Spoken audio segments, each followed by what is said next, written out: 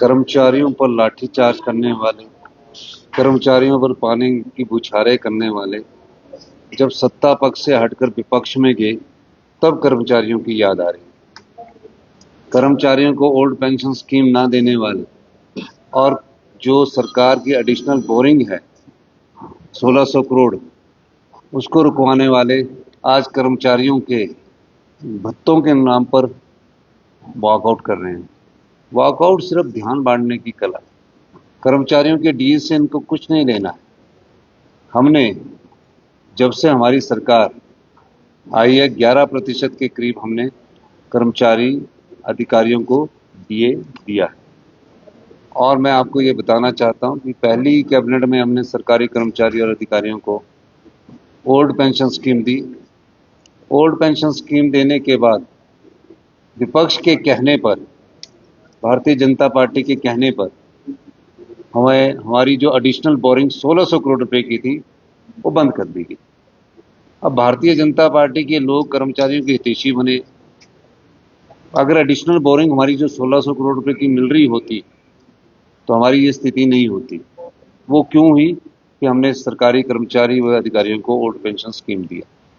फिर भी हमने अपनी अर्थव्यवस्था में सुधार किया और निश्चित रूप से प्रदेश को आत्मनिर्भर और बनाने के लिए हमने कई फैसले किए। इतना ही नहीं, इनके समय 6th पे कमीशन तो दे दिया गया और 10,000 करोड़ रुपए की लायबिलिटीज हम पर छोड़कर चले गए। अब ये सच्ची बात सुनना ही नहीं चाहती। ये तो वो बात होगी उल्टा चोर कोतवाल को डांटे। फैक्ट्स पर जाना नहीं चाहते।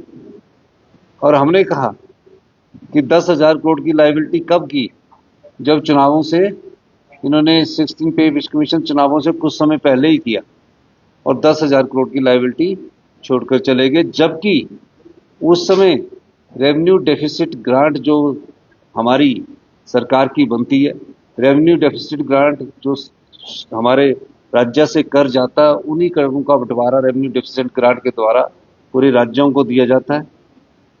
इनके समय 2017-18 में रेवेन्यू डेफिसिट ग्रांट 11,000 करोड़ आती रही।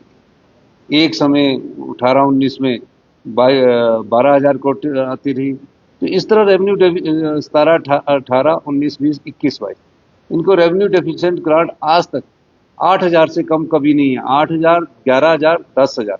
हमारे समय रेवेन्यू डेफिसिट ग्रांट आई 6,000 रुपया और अभी जो घटकर 3200 करोड़ रुपया हो गए। हमने बजट में कहा था कि हम आपको डीए देंगे, लेकिन स्थितियां के अनुसार फैसला किया जाता है।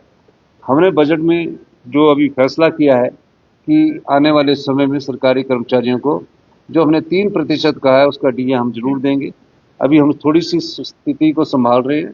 सरकारी कर्मचारी और अधिकारी भी जानते हैं कि प्रदेश की किस स्थिति, आर्थिक स्थिति क्या है। दूसरा, एनपीएस का जो पैसा पड़ा है केंद्र सरकार के पास 9,000 करोड़ रुपए का, उसमें 4,500 करोड़ तो सरकारी कर्मचारी और अधिकारियों का एनपीएस से जो पैसा कटता है वो है, और जो 4,500 करोड़ रुपया हमारा है, जो मैंने बात की थी कि हमें उसको मिलना चाहिए, उस पर भी ये कुंडी डालकर बैठे हुए हैं। तो किसी ना किसी तरह से प्रदेश के आर्थिक संसाधनों को भारतीय जनता पार्टी के कारण बंद किया जा रहा है। अभी हमारा ध्यान सिर्फ ये है कि जो आपदा प्रभावित परिवार हैं उनका मदद की जाए, उनको किसी तरह स्टैब्लिश किया जाए, सड़कों को खोला जाए। उसके बाद हमारा दायित्व ये बनता है कि जो सरकारी कर्मचारियों की देनदारी है उस देनदारी को हम धीरे धीरे कम करेंगे।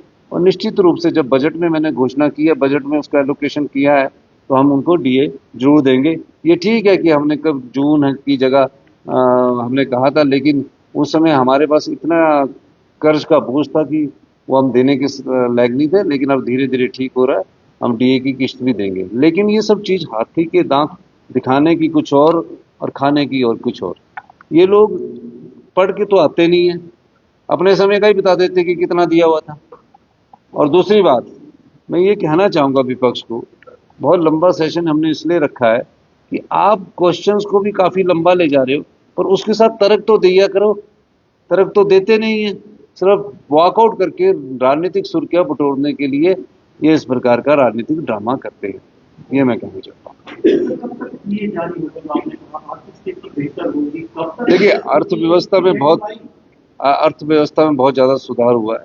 जल्दी ही आपके सामने घोषणा जब होगी पता लग जाएगा कि डीए की घोषणा हमने कर दी गई। बिजली बिलों का हाँ। कहाँ की हुई है सर, और क्या उसमें कोई एक्शन हो सकता है क्या आप लोग? देखिए, बिजली बिलों के बारे में जब मेरे पास माननीय विधायक रणवीर सिंह बाली जी आए कि मैं इतना समय तो रहता ही नहीं हूँ, बात भी सच है कि ये 14 महीने का बिल मेरा क्यों दिया गया। 6 लाख रुपये मतलब मुख्यमंत्री से भी ज्यादा का बिल इनकी कोठी का बना दिया। मुख्य मेरे से भी ज्यादा, मेरा तो 3,80,000 था और इनका 6,78,000 रुपये बना दिया। इन्होंने वेरीफाई किया। फिर कल एससी साहब आए कि आपको तो बिल बनता ही नहीं है इतना। तो पूछा गया तो बोला कि 1,14,000 के करीब, 1,68,000 के करीब इनका बिल बनता है, यानी कि महीने का 8-9 हज़ार रुपये बिल, जो कि नॉमिनल होता है और जो सर्दियों में थोड़ा बहुत ज़्यादा आ जाता है। तो मैंने पूछा ये कैसे हुआ, कहते जी ये बिल पीडब्ल्यूडी वाले देते हैं। तो मैंने अपना भी पता किया तो उन्होंने कहा कि ये बिल आपका 1,40,000 रुपये बनता है। तो कितने महीने का? 1,40,000 कोई एक महीने का बिल नहीं है, ये 14 महीने का बिल है। तो वो पता लगा कि ये कौन देता है, ये पीडब्ल्यूडी वाले देते हैं। तो पिछला जो एरियर था, क्योंकि अब स्मार्ट मीटरिंग होनी स्टार्ट हो रही है और नहीं है, पिछला सारा एरियर इन्होंने जोड़कर दर्शा दिया कि हमने ये बिल इसको दिया। मैंने उस मैटर को बोला है कि पिछला जो एरियर था किस समय का था, इसको भी इंक्वायर करने की जरूरत है। ये तो शुक्र हुआ कि हमको बिलों का पता लग गया। पता नहीं कई बार ऐसा होता है कि एमएलए विधायक और जो बिल देते हैं वो सोचते हैं नॉर्मल रूटीन का बिल आ रहा है, और जो बिल होते हैं वो पीडब्ल्यूडी विभाग द्वारा दिए जाते हैं। तो इस मामले को बड़ी गंभीरता से सरकार ने लिया है और मेरा मानना है कि हम सभी जगह स्मार्ट मीटर लगाएंगे, प्रीपेड मीटर भी लगाने जा रहे हैं, ताकि जब वो बिल पे करे तो उसको पता लग जाए कि मैंने कितने की बिजली कंजम्पशन करने की दिशा में आगे बढ़ी। 14